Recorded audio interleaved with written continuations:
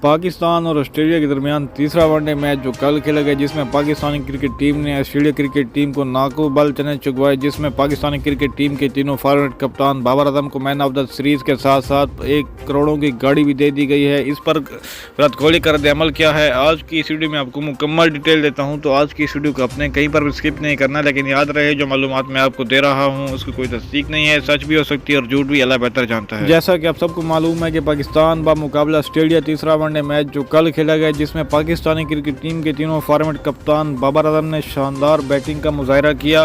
بابر اعظم کی اس بیٹنگ کو دیکھ کر وراٹ کوہلی بھی بول پڑے۔ جیسا کہ آپ کو معلوم ہے کہ دنیا کرکٹ میں وراٹ کوہلی ایک الگ نام رکھتے ہیں، لیکن وراٹ کوہلی بھی بابر اعظم کی بیٹنگ کو دیکھ کر حیران رہ گئے اور بول پڑے۔ انڈیا کرکٹ ٹیم کے کپتان وراٹ کوہلی نے پاکستانی کرکٹ ٹیم کے تینوں فارمیٹ کپتان بابر اعظم کو ان کی گاڑی کی مبارکباد بھی دی۔ انڈیا کرکٹ ٹیم کے کپتان وراٹ کوہلی کا کہنا ہے کہ